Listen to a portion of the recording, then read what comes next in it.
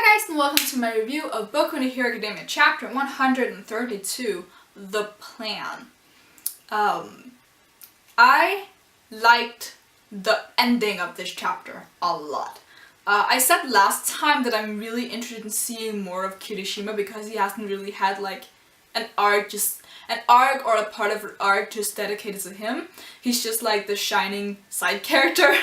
And I've been reading or rereading a lot of Boku no Hero Academia lately, and I just marathoned the entire season 1 because of the second season airing this weekend. I'm really excited for that. You're probably excited as well, like it's the Summer Sports Festival arc, animated. But yeah, I'm really happy about Kirishima, and I'm really interested in the prospects of what happened in the end because we get more about Sun Eater. I'm just gonna call him Sun Eater because I don't really remember his name at this moment. Again, I said this in other videos. Names are escaping me today. Sun Eater. His quirk is super interesting. He eats stuff and then he can like use it. So if he eats clams, he can like have clams, and he ate like chicken, so he has like wings and like chicken feet. That's amazing. That's like, imagine if he ate like turtle, he could have like a turtle shell or something. I think that quirk is super interesting and super creative. I would never have thought of stuff like that because when it comes to like class 1A, a lot of their quirks are like, if you would write a story about superheroes, a lot of their quirks would be quirks you would give to characters. Like, you have fire, you have ice, you have explosions, you have zero gravity, you have speed with Ida, and you have acid, and you have talking to animals and stuff like that. Like, those are, like, they're not boring quirks, but they're quirks that you could think of. I think this one is something I would have never thought of. And I like to think of myself as a creative person, but I would never have thought of this. Especially with how he can like eat multiple things and then different parts of his body transforms into different things. So he has like eaten takoyaki and his arm is like an octopus, and he ate clams, so his other hand is like a clam, and he ate chicken, so he has chicken wings and chicken feet, like, so it's different. I just think that concept is really creative, okay? I really like that. I would never have thought that would, because it doesn't fit his personality. Again, with the 1A students, a lot of their quirks matches their personality. Like, Bakugo is the best example, of course. And Todoroki, I think, is as well. Because their quirks literally, they are their personalities. Jiro as well. And I think kind of Kaminari. But yeah, a lot of people have quirks that matches their personality. But Sun Eater, just, his personality is so emo, and his quirk is so, I don't even know how to describe it. It's just, it's creative and funny and wow, just not what I expected. I could probably ramble about this all day, but I just really like that concept. But we have going to, I think this is the beginning of the chapter. It's been a while since I read it. I thought a lot about it, but I forgot the order in which stuff happened. But we have Shigaraki and Mr. 8 Precepts of Death, Yakuza. Why do I not remember his name? See, today I'm just like blank. Am I right in that they actually changed his name slightly in like the manga stream translation? I might be wrong about that, but I think I might be right actually. But never mind, I don't even remember his name at this point. But they talk about, again, about their maybe future kind of alliance working together. Because they need each other. And we can kind of skip what they get up to, but by the end we have this little thing that apparently makes people lose their quirks. We don't know exactly what, like, how this happens, or if it's only temporarily, or if it's permanent that they lose their quirks. But it's super interesting because Sun Eater is, of course, like, he's hit with one of those by the end. And while Kaminari is as well, because of his quirk, he not dodges it, but it just, like, it bounces off of him. Which makes him a good addition to the team that we're making, like the team we got in the last chapter with Uraraka, Tsuyu, Deku, and Kaminari, and then the big three. Because that means that he's immune, more or less, to these bullets.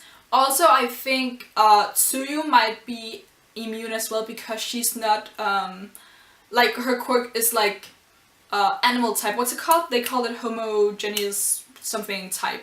But you know, like, kind of the type where you're some kind of animal. So it's not like a quirk like Deku's that's independent of what your body is. So I think like that must be different as well. Kind of like, because it's kind of like with Aizawa, like Aizawa can't erase the quirks of Tsuyu, but he can erase the quirk of Deku because of their different natures. So yeah, I'm interested in seeing what would happen if one of those bullets hit Tsuyu. But yeah, I'm getting off topic here. But yeah, I think the chapter got us much further into the plot than anticipated because of the Kirishima storyline. Like, suddenly they were like sprung into the action, and especially because Sun Eater was hit by one of these things, right?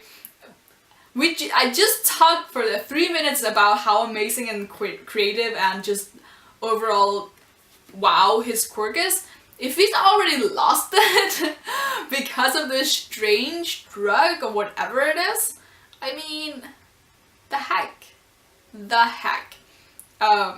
That would be a super interesting development because, again, he was introduced as one of the big three, and as people on Tumblr have been joking around about a lot, the big three are kind of like the prototypes for Deku, Kacchan, and Uraraka. Like, especially Mirio is very much like a more happy-go-lucky version of how Kacchan was originally supposed to be like. Like, that's just so funny. Like, if you've never read about Kacchan's original, like, design and how his personality was supposed to be, like, that's a treat to read, honestly. That's just, like, amazing, because he was so different. But yeah, oh my god, just, like, on a side note, as I said, I've been rereading Boku no Hero Academia, and I watched the first season, and I swear to god, Kacchan was such a dick in the beginning, like, holy crap. I always, whenever I go back to the beginning of Boku no Hero Academia, I always look at Bakugo and think, holy crap, you're such a, like, obviously he's still a bully, but he's, like, such a dick in the beginning.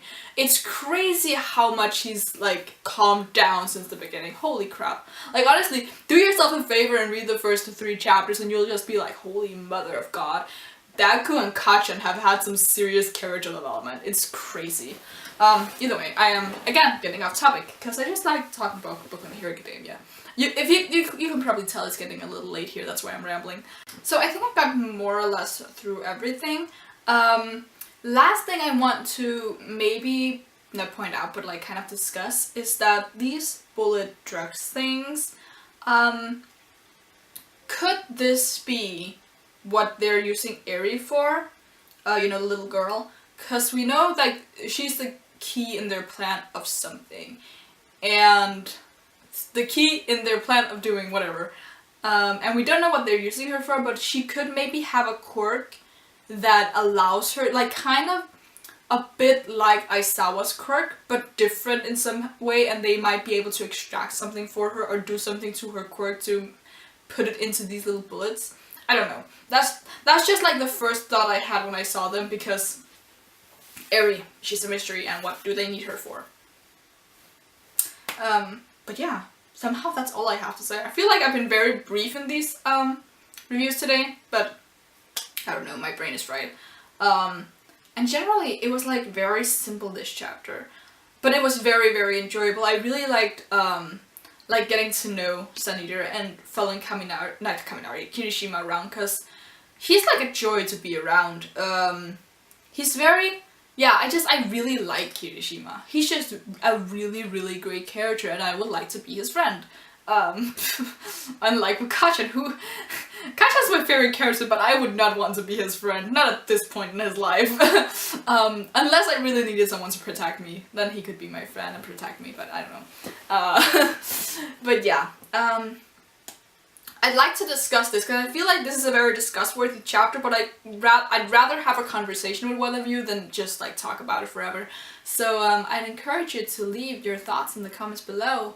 You can leave a like if you like anything that I have to say for some reason, and you can subscribe if you want to see more and have some nice conversations with me. And yeah, until next time, bye!